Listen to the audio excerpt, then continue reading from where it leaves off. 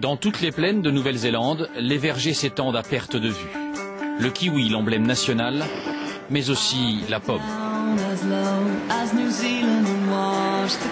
Le pays exporte sa production dans le monde entier.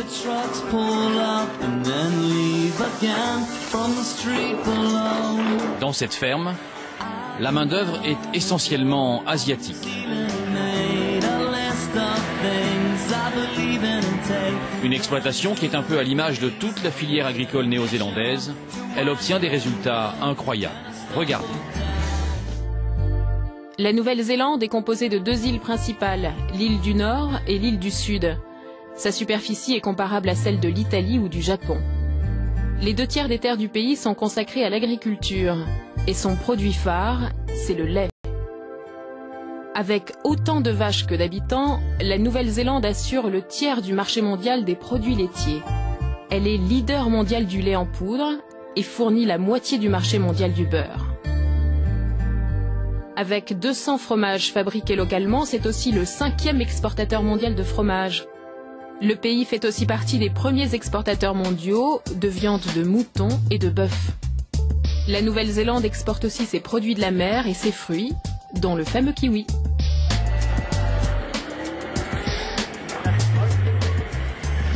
Franchement, pas mal pour un pays de seulement 4 millions d'habitants. Mais là où les Néo-Zélandais font encore plus fort, c'est que tous ces résultats, ils les obtiennent sans aucune subvention.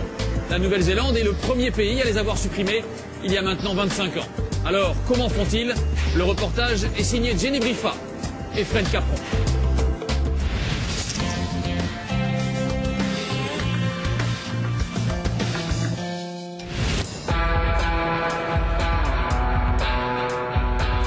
C'est un petit port du bout du monde.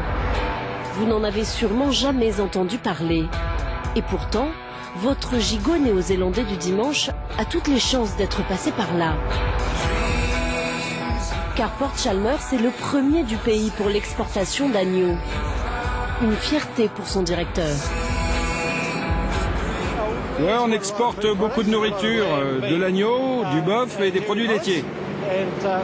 Chaque année, 30 000 containers d'agneaux partent d'ici. Pour inonder la planète d'agneaux, c'est l'effervescence, jour et nuit. Port Chalmers ne dort jamais. Mais comment expliquer que ce petit pays fournisse à lui seul la moitié des moutons de la planète? Pour comprendre cette réussite, nous avons remonté toute la chaîne de production. Et en voici le premier maillon. Pas les moutons, non, mais l'herbe, le véritable trésor de la Nouvelle-Zélande. Les troupeaux ne mangent que ça. Chaque semaine, David Rose arpente ses enclos avec cette curieuse machine. Elle mesure l'herbe. Bon, mais je vais prendre une dernière mesure. C'est 62 881. Alors je vais donner 1,9 kg de matière sèche d'herbe à chaque bête par jour. Calculatrice en main, David se lance dans un calcul savant pour savoir combien de temps son troupeau peut rester sur cet enclos en mangeant la quantité idéale d'herbe. Alors ça donne 5,34 jours. Donc je vais diviser cet enclos en 5 jours. Il ne reste plus qu'à faire venir le fameux troupeau. David, combien vous avez de moutons là? Oh, juste un peu plus d'1 millier ici. Juste, ce n'est pas beaucoup pour vous? Non, on peut en avoir 2 fois plus ici. En France, un troupeau compte en moyenne 130 moutons. Mais en Nouvelle-Zélande, la taille des exploitations permet d'être plus ambitieux. J'ai presque 200 hectares, 189 exactement. Ça, c'est la moyenne? Non, pour être dans la moyenne, il faut 400 hectares. L'équivalent de 800 terrains de football. Des terres immenses et surtout une nature généreuse, c'est l'équation miracle. Je pense que notre principal avantage, c'est le climat tempéré. On a assez de pluie toute l'année. Il ne fait pas trop chaud en été, ni trop froid en hiver. Donc on n'a pas besoin d'abriter nos troupeaux. L'herbe pousse naturellement dans tout le pays et on peut même la faucher pour en faire du fourrage pour l'hiver. Pas d'irrigation, pas de bergerie, pas de foin à acheter. David a peu de frais. Résultat, un revenu confortable. Avant, les gens qui travaillaient dans l'industrie, ils détestaient leur boulot. Mais ils avaient une bonne paye. Moi, j'ai toujours adoré mon boulot. Et en plus, financièrement, plus j'avance dans ma carrière d'agriculteur et plus ça marche. Et j'adorerais que mes enfants reprennent le flambeau, mais on verra. Un discours optimiste, devenu rare en France. Mais si David et ses collègues s'en sortent aussi bien, ce n'est pas uniquement grâce aux vertes collines néo-zélandaises. Leur deuxième atout, c'est le regroupement dans de larges coopératives.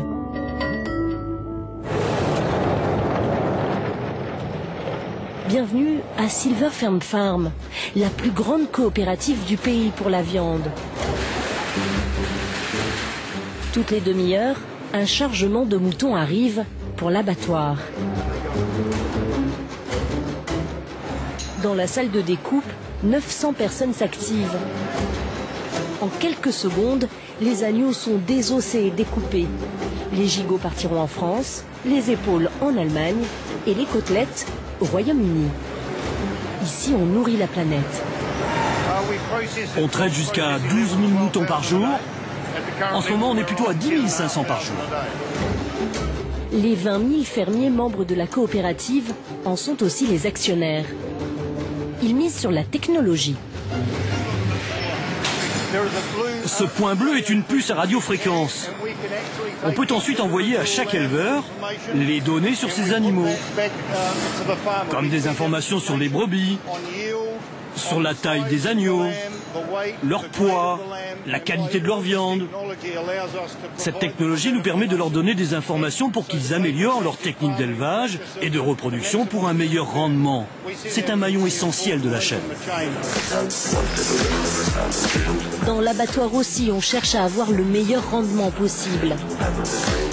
Voici l'arme imparable pour plus de profit. Les robots. Sylvain Farcy est l'un des concepteurs de ces robots. Alors là, les carcasses arrivent depuis la première découpe et vont passer dans les rayons X pour faire une image. Alors là, on voit le trait bleu, c'est la position de coupe qu'on a décidé de prendre. Elle ajuste automatiquement les 6 coupes en hauteur et en inclinaison pour couper au plus près. Un robot remplace 6 hommes et fonctionne 24 heures sur 24. L'efficacité est maximum. C'est donc plus d'argent pour la coopérative et ses actionnaires fermiers.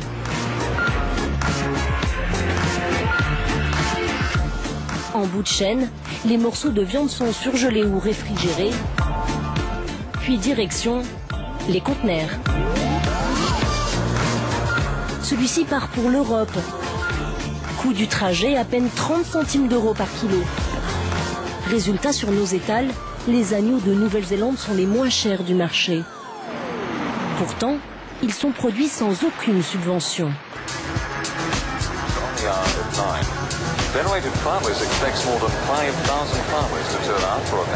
Il y a 25 ans, c'est le coup de massue pour les agriculteurs. Le gouvernement supprime toutes les subventions agricoles. 40% des revenus des fermiers provenaient de ces aides. Le trésor néo-zélandais a besoin de se refaire une santé et ce sera en partie sur le dos des fermiers. Ça vaut le coup d'être ici avec tous les fermiers du pays. On est tous en difficulté. Pourtant, le gouvernement reste inflexible.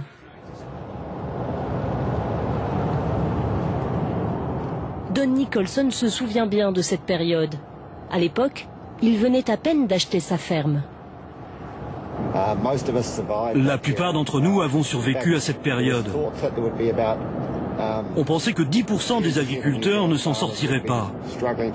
Mais en fait, seuls 1% des fermiers ont dû tout arrêter, soit 800 fermes. Leur dette était trop importante. Ils ne pouvaient pas s'en sortir.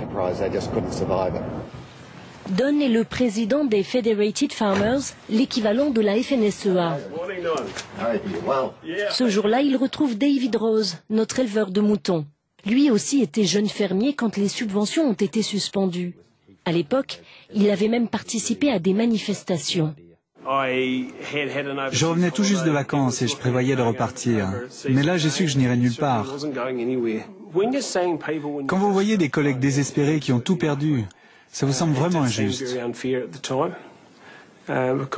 Certaines de ces personnes avaient dû mettre jusqu'à 5 ans d'économie dans leur ferme. Et en 3 mois, les taux d'emprunt ont doublé et la terre a perdu les 3/4 de sa valeur. Ils étaient vraiment en faillite. Pourtant, aujourd'hui, David et Don ne veulent surtout pas revenir aux subventions. Car désormais, leur productivité bat des records. Aujourd'hui, nos fermes sont beaucoup plus grandes. Sur chaque exploitation, il y a moins de main-d'œuvre qu'avant. Notre ligne de conduite pendant toutes ces années, ça a été la recherche d'efficacité. Quand les temps étaient durs, les gens venaient me voir et me disaient « Pourquoi tu ne trouves pas un vrai travail ?» Et je disais « Mais j'ai un vrai travail, je suis fermier à plein temps. » « Oui, mais quelque chose qui paye. » Et c'est les mêmes gens qui en 2001 sont revenus vers moi en me disant « Dis-moi en plus sur la ferme. » Parce que là, à ce moment-là, ça rapportait gros. Pour réussir cette mutation, il a fallu gagner en compétitivité et en efficacité. Les agriculteurs se sont donc tournés vers les scientifiques, comme John McEwan, une sommité mondiale de la génétique. Il travaille dans l'une des dizaines de fermes de recherche du pays. Son dada à lui, ce sont les moutons. Oui, je le place bien au milieu de l'oreille. Ce matin, il va chercher un peu d'ADN dans le troupeau de l'Institut de recherche. Là, vous allez tout savoir sur les moutons ? Ah, on va tout savoir, oui.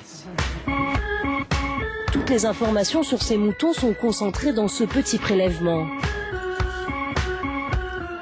Au laboratoire, il ne reste plus qu'à lire l'ADN.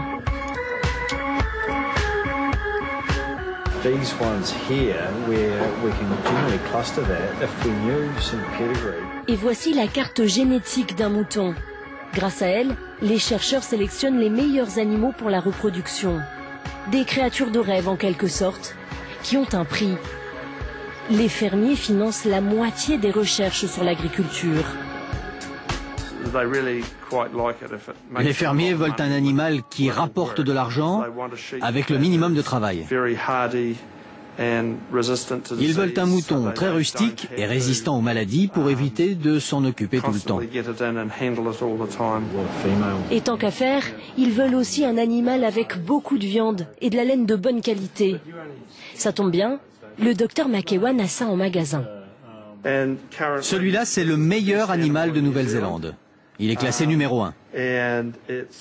Il rapporte 25,87 $ de plus qu'un animal né en 1995. Les agriculteurs privés de subventions se concentrent logiquement sur ce qui paye le plus. En Nouvelle-Zélande, il y a un meilleur investissement que l'agneau. Le lait. Le cheptel laitier a même doublé en 25 ans. Car ces ruminants sont véritablement des vaches à lait. Elles rapportent énormément. Du coup, elles remplacent peu à peu les agneaux, comme dans cette ferme. Aujourd'hui, le propriétaire n'est pas là, c'est un sous-traitant zimbabwéen qui s'occupe du troupeau. Votre patron, il vient traire parfois ? Il aime travailler à la ferme, mais traire les vaches, pas trop. Grâce à vous, il peut rester tranquillement à la maison ? Oui.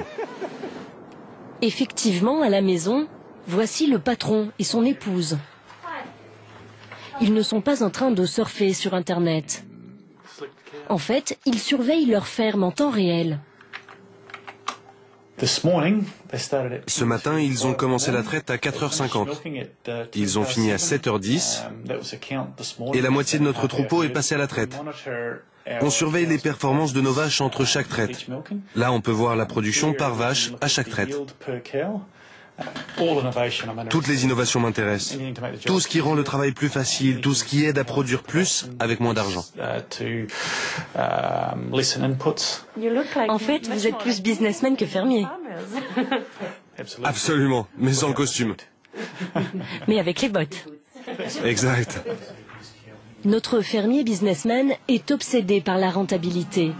Il a arrêté l'agneau pour gagner plus d'argent, mais ce choix-là, il le paye. Ça m'a coûté des millions de dollars pour passer au lait. Quand je faisais du mouton, j'empruntais peu. Maintenant, je croule sous les dettes. Il faut que je fasse beaucoup de profit pour rembourser. Ça ne devrait pas être un problème. Les investissements dans le lait sont rentabilisés 4 fois plus vite que dans l'agneau. Ce camion appartient à Fonterra, la plus grande entreprise du pays. Elle achète 90% du lait néo-zélandais. Vous avez beaucoup de lait pour nous aujourd'hui? Les cuves du camion remplies, l'ordinateur de bord fait une rapide analyse de la production. Quelle information ça vous donne? Ça nous dit la température du lait, le taux de protéines et de matières grasses et la production annuelle. Pour l'instant, à 3 mois de la fin de la saison, on en est à 2 542 604 litres. Pour cette production, Fonterra lui a versé plus d'1 million d'euros. Et ce n'est pas tout, car Marc est l'un des actionnaires de Fonterra. Le géant du lait est une coopérative. Seuls les fermiers peuvent en détenir des parts. La coopérative donne aux fermiers le contrôle de sa propre destinée. On ne dépend pas d'une société privée qui veut faire du profit pour ses actionnaires. Nous, on essaie de faire du profit pour nous-mêmes. Dans le coin, les agriculteurs actionnaires ne manquent pas. Partout, on croise des panneaux Fonterra qui signalent les fermes de la coopérative. Elles sont 10 000 à travers le pays. Des fermes et de toutes parts, des camions Fonterra. Dans l'extrême sud du pays, ils se dirigent tous vers cette usine. C'est l'un des 26 sites du groupe. Pour l'alimenter en lait, les camions citernes n'arrêtent jamais.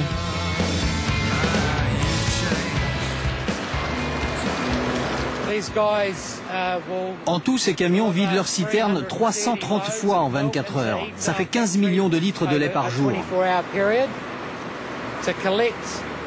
Les gars s'assurent de passer dans toutes les fermes. Il faut que l'on ait en permanence suffisamment de lait pour que l'usine travaille sans s'arrêter. Ça y est, c'est fini. Prêt pour un nouveau tour?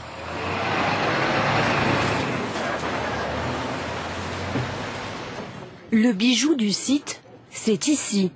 Nous sommes dans le plus grand séchoir à lait du monde. Voici le centre névralgique de l'unité. Tout est dirigé d'ici. Juste 2 personnes pour des millions de litres de lait? Oui, des millions, 4 millions de litres de lait par jour passent par ce séchoir. Avec Murray, nous pénétrons dans le cœur de l'usine, là où le lait de Marc, notre fermier, est transformé en poudre. Dans ces cuves, l'eau contenue dans le lait va s'évaporer. Reste un liquide très concentré qui va passer dans ce séchoir à haute pression pour produire la poudre. On produit 28 tonnes de lait en poudre à l'heure. Donc en un jour, ça fait 650 tonnes de lait en poudre. La poudre est immédiatement empaquetée, pesée. 24 000 tonnes de lait en poudre attendent leur départ pour les plus grosses usines agroalimentaires du monde. Le lait servira à fabriquer des glaces, des yaourts ou autres fromages. Si l'on prend les produits frais comme le fromage, il faut les stocker. Ça complique les choses et ça limite la rentabilité pour nos actionnaires. Stratégiquement, le lait en poudre est le meilleur produit pour nous. La coopérative est le premier exportateur du pays. C'est à Auckland que la stratégie du groupe est élaborée. Fonterra est une machine de guerre. Voici son quartier général. La société vend 90% de sa production à l'étranger notamment grâce à des enchères sur Internet. Quel volume de lait en poudre écrémé on met aux enchères mardi? Je crois qu'on est à 12 000 tonnes. Un tiers des produits laitiers sur les marchés internationaux viennent de Fonterra.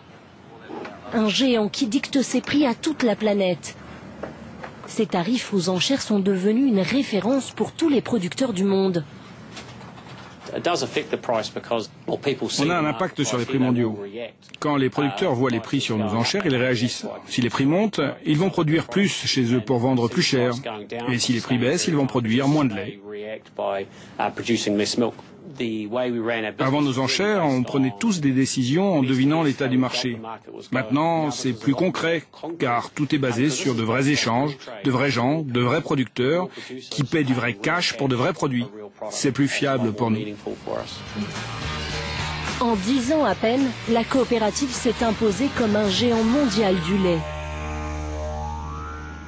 Quand on demande à son PDG la recette du succès de Fonterra, il répond naturellement que c'est grâce aux 10 000 fermiers actionnaires de la coopérative. Ses patrons, comme il dit. Dans d'autres parties du monde, quand les agriculteurs traversent une mauvaise période, la première chose qu'ils font, c'est aller voir leur gouvernement pour obtenir de l'aide. En Nouvelle-Zélande, les fermiers veulent s'adapter et réduire leurs coûts de production pour traverser les difficultés seuls. Ici, il n'y a pas de soutien du gouvernement. Nos fermiers se frottent aux marchés internationaux depuis très longtemps. Ils ont donc inventé une manière de faire du business à la ferme qui est plus apte à amortir les chocs systémiques et qui est beaucoup plus efficace. Plus efficace, mais aussi plus polluant. Retour dans le sud du pays. Dans tous les champs, on voit fleurir ces épandeurs. Ils aspergent les sols d'engrais pour doper la pousse de l'herbe et nourrir des vaches toujours plus nombreuses. Sue Mathurin est écologiste. Elle nous conduit dans l'un des hauts lieux de la biodiversité mondiale. Mais sur la route, évidemment, nous croisons des vaches. Sur ce site, on a vu le nombre de vaches laitières passer de 2300 dans les années 90 à 20 400 aujourd'hui. C'est 10 fois plus. Oui, c'est une énorme augmentation. Ces fermes laitières sont situées près du marais de Waituna, un joyau de la nature. Problème, les effluents et les engrais s'infiltrent dans le sous-sol et viennent polluer les eaux. Les taux de phosphore et de nitrate sont en constante augmentation. Il va y avoir une prolifération des algues. Elles vont s'accaparer l'oxygène du marais, ce qui risque de tuer les poissons et les autres plantes aquatiques. Quand on commence à perdre ces plantes qui filtrent les nutriments, le lac peut devenir toxique. Toutes les régions laitières sont concernées par la pollution des cours d'eau. Le gouvernement s'en est même ému. Car ces vertes collines profitent aussi au tourisme, un secteur qui rapporte autant que le lait. Les fermiers vont devoir se faire à un nouvel impératif, ménager leur verre du pays.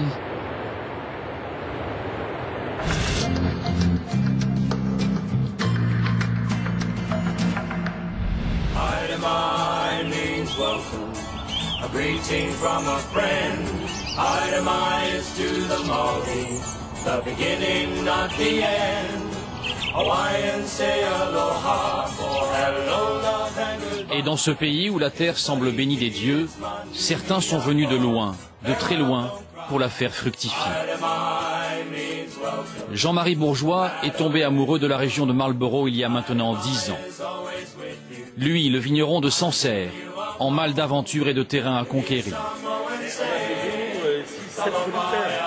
10 années d'exploitation qui lui permettent aujourd'hui de tirer un premier bilan et de comparer en connaissance de cause les systèmes français et néo-zélandais.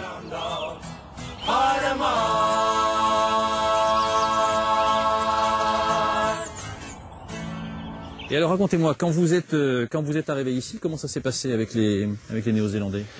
C'était formidable parce qu'ils nous ont accueillis les bras ouverts et ils se sont dit, tiens, un Français qui arrive, qui exporte déjà dans 70 pays dans le monde, mais c'est du pain béni pour nous. Et donc, partout où on était, il était avec nous, pour notre réussite. Ils ne se sont pas dit, oulala, un concurrent qui arrive. Jamais, jamais. Et franchement, un kiwi qui serait arrivé à Sancerre, je pense que j'aurais mis des petites ficelles en travers pour le... Vous l'auriez regardé de travers? Ah oui, ah oui. Plus maintenant, hein. C'est un problème de mentalité, ça, entre les deux pays? C'est une différence? Oh, c'est peut-être un problème d'histoire. Nous, on est vignerons à Sancerre depuis 10 générations. On ne peut pas avoir l'esprit ouvert comme ceux qui ont 3 ou 4 générations qui sont ici, qui vivent ici. Et à l'origine, qui ont beaucoup aidé pour s'implanter, parce qu'ils venaient d'un autre pays où ils ne gagnaient pas leur vie, où ils mouraient de faim. Alors, il y a toute une histoire de partage ici. C'est ça quand on parle du Nouveau Monde? C'est ça que ça veut dire? Peut-être pas partout, mais ici, oui. Le Nouveau Monde, ici, c'est l'accueil. Et alors, dites-moi, le vin que vous faites ici, il est meilleur ou il est moins bon que celui que vous faites en France? Ça, c'est comme les femmes dans le monde. Ils sont différentes, ils sont toutes belles mais différentes. Mais le vin que je fais ici, il est différent. Et c'est ça qui est extraordinaire. C'est de faire des vins avec le terroir. Vous avez vu ces pierres-là? C'est des anciennes pierres déboulies de rivières glaciaires. Ouais. Et ces pierres-là, ils ont roulé. Ils se sont usés les unes contre les autres. Ils ont laissé un limon. La vigne, elle mange ce limon et elle le restitue au vin. Et ça, c'est vraiment le terroir de Marlborough. C'est formidable d'avoir des vins qui sont issus d'abord de sols qui n'ait jamais eu de pesticides, d'insecticides, ni rien, parce que la première fois qu'ils ont été retournés, c'était par nous. Et puis, encore de continuer à travailler comme ça. Ouais. Et alors, au niveau de l'exploitation, en Nouvelle-Zélande, on vous aide? Comme on aide les exploitations en France? Comment ça se passe? En Nouvelle-Zélande, le vigneron est responsable. Si vous vous trompez dans ce que vous faites, vous n'allez pas casser les... C'est pour votre pomme.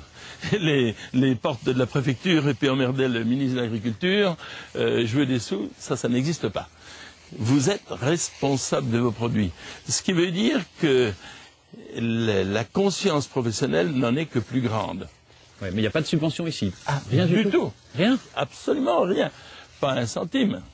Et vous savez aussi, ce qui est bien ici, on travaille avec des gens multiculturels. Chaque personne ici nous apporte sa compétence, son histoire. Ça, c'est fantastique. Ça, c'est une richesse. Ça, c'est extraordinaire.